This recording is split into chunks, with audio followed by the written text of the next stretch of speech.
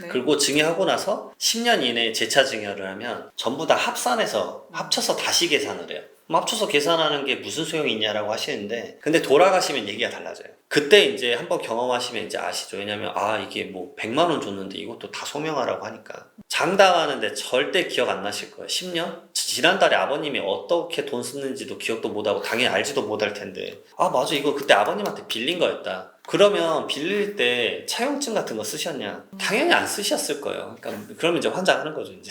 근데 자기 걸로만 다 넣으면 5천만 원이 금방 차잖아요. 그러니까 자녀 명의 빌려와서 거기다 5천만 원 넣고 이자를 받으시는 거예요. 그러다가 돌아가셔요. 그러면은 이 거래 내용만 보세요. 그럼 어떻게 돼요? 부모님이 그냥 자녀 명의에 5천 원을 줬고 5천만 원을 그냥 자녀가 가진 꼴이 돼요. 그러면 이게 증여로 그냥 보여주기가 너무 쉽다라는 거죠. 그게 왜 당황스러웠냐면 조사하고 나서 세무서에서 말해줘서 자녀분이 알았어요. 심지어 자기는 그것도 자기도 몰랐던 거예요? 몰랐어요. 자기가 그런 돈이 있는지도 모르셨던 거예요. 진짜 당황스럽죠. 너무 억울하지 않나요? 네.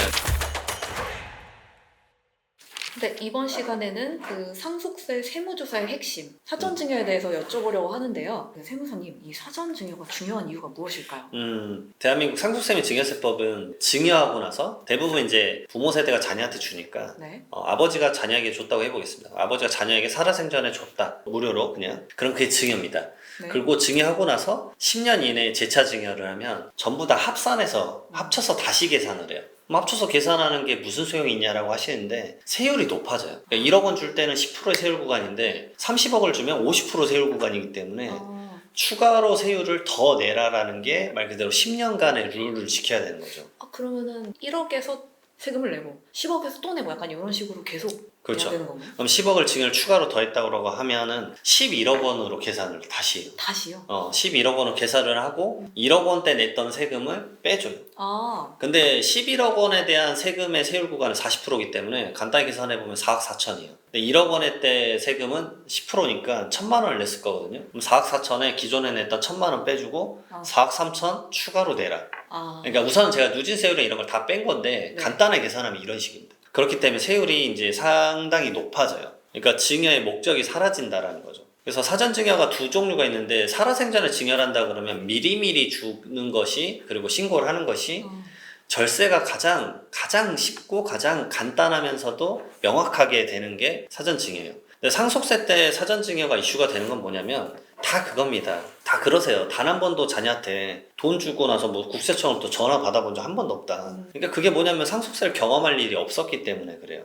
왜냐면 상속이 펼쳐지면 사전증여를 다 뒤져봐요. 그러니까 그러면 내가 살아생전에 자녀가 이제 막 결혼했을 때 뭐 전세금 3억 원 주고 그런 거 전화 한 번도 안 받았는데 무슨 소리냐라고 하시는데, 과세관청이 그러게 한가하지가 않아요. 우선 생각보다 인력의 한계가 있기 때문에. 그리고 개인정보 때문에 본인의 계좌를 막 다 들여다볼 수 없어요. 그리고 살아생전인데 그 자녀가 경제적 능력이 있어서 그 3억 원을 전세금을 받은 게 증여가 아니라 돈을 빌려주고 받은 차용인지도 과세관청은 모르잖아요. 그러니까 그 시점에는 모르기 때문에 전부 다 막 증여세 세무조사를 할 수는 없어요. 그러면 진짜 신문고가 이제 찢어질 거기 때문에 진짜 말 그대로 말이 안 되는 상황이 펼쳐져요. 근데 돌아가시면 얘기가 달라져요. 돌아가시면 이제 이 하나 더 알아둬야 될 게, 증여하고 나서 10년뿐만이 아니라 상속이 펼쳐지면 이 피상속인이죠. 돌아가신 분이 10년 이내에 증여를 한 게 있으면 상속세 계산 때 다시 다 얹어줘요. 똑같은 원리예요. 증여 때랑.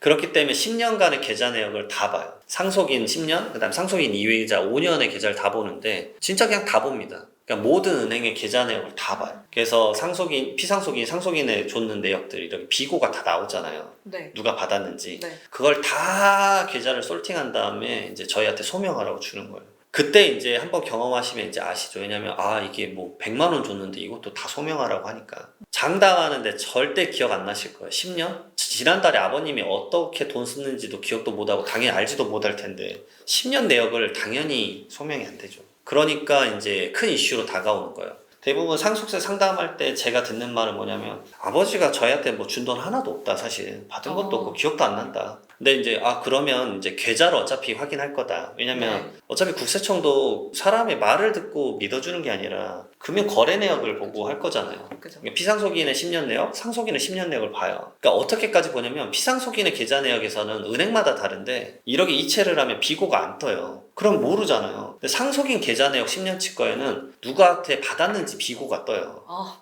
그러게 되기도 해요. 은행마다 이게 달라요. 그러니까 이 피상속인하고 상속인 계좌 내역을 다 봐요. 그래가지고 매칭되는 거에 대해서 소명을 다 하라고 하니까 그 내역을 상당히 뽑아보면 뭐 1원도 없다고 하셨었는데 막 5억씩 나오는 경우가 허다해요. 그러면 아니 선생님 5억이나 되는데 그러니까 뭐지? 그리고 이제 기억을 되새겨 보시는데 아 맞네. 그때 뭐 내가 결혼하고 나서 임대 보증금 주셨었네 3억 원. 막 이런 게 튀어나오는 거예요 이제. 그러면 이제 당황스럽죠. 왜냐면 반대급부로 준 건 하나도 없으실 거고. 왜냐면 받은 거니까. 사실 자녀분들 받고 나서 안 갚으시잖아요.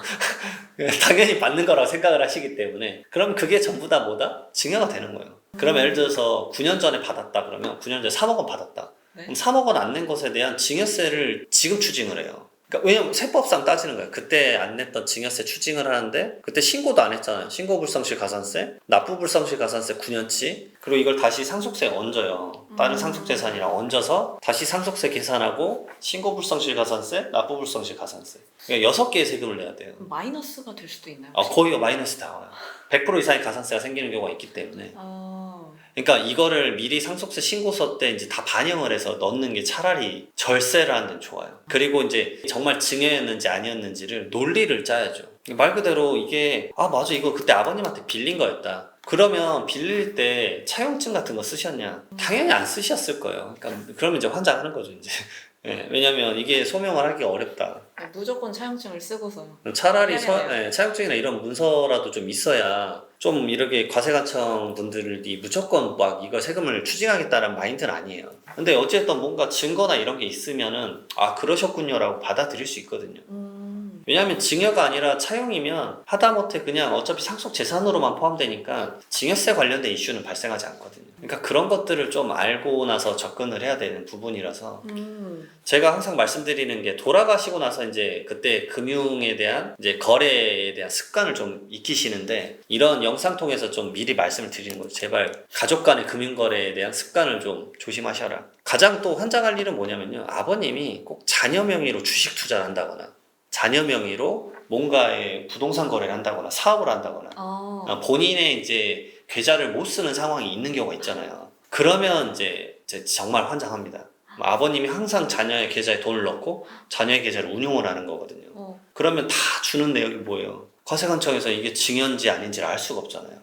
그럼 이게 증여로 잡히면 세금을 엄청나게 네. 받는 건가요? 엄청나게 내버려요. 최근에 제가 세무조사한 경우도 뭐가 있었냐면 그 예금자보호법상 보호되는 게 5천만 원이잖아요. 네. 근데 나이 드신 분들은 그 이자만 소득만 받아도 좋다라고 생각하셔서 은행마다 5천만 원씩 이렇게 넣어요. 근데 자기 걸로만 다 넣으면 5천만 원이 금방 차잖아요. 그러니까 자녀 명의 빌려와서 거기다 5천만 원 넣고 이자를 받으시는 거예요. 그러다가 돌아가셔요. 그러면은 이 거래 내용만 보세요. 그럼 어떻게 돼요? 부모님이 그냥 자녀 명의에 5천 원을 줬고 5천만 원을 그냥 자녀가 가진 꼴이 돼요. 그러면 이게 증여로 그냥 보여주기가 너무 쉽다라는 거죠. 그게 왜 당황스러웠냐면 조사하고 나서 세무서에서 말해줘서 자녀분이 알았어요. 심지어 자기는 그것도 자기도 몰랐던 몰랐어요. 자기가 그런 돈이 있는지도 모르셨던 거예요. 진짜 당황스럽죠. 거예요. 너무 억울하지 않나요? 네, 근데 이제 소명을 이제 어떻게 하느냐에 따라 달라지는 거죠. 소명할 수 있는 방법은 있나요, 이거? 최대한 이제 소명하려고 노력을 하죠. 예를 들어서 아버님이 기존부터 계속 그러게 했었다. 그러니까 그분 같은 경우는 어떻게 소명을 했냐면 아드님의 이제 계좌로 5천만 원 되고 이제 이자가 생기잖아요. 그럼 그걸 다시 자기 계좌로 또 옮겼었어요. 그러니까 그런 반복적인 형태의 운용 형태가 있었기 때문에 마지막에 이 거래 형태도 그거와 똑같은 형태였다라고 이제 주장을 했었고 다행히 받아들여졌어요. 다행이네요. 이게 받아들여지는 것도 이제 정말 어렵습니다. 지금 이게 결론적으로 말하니까 되게 쉬워 보이지. 그러면 저는 그 10년치 내역을 다 보면서 이게 이렇게 된 겁니다라고 설득을 해야 되는 거 쉽진 않아요.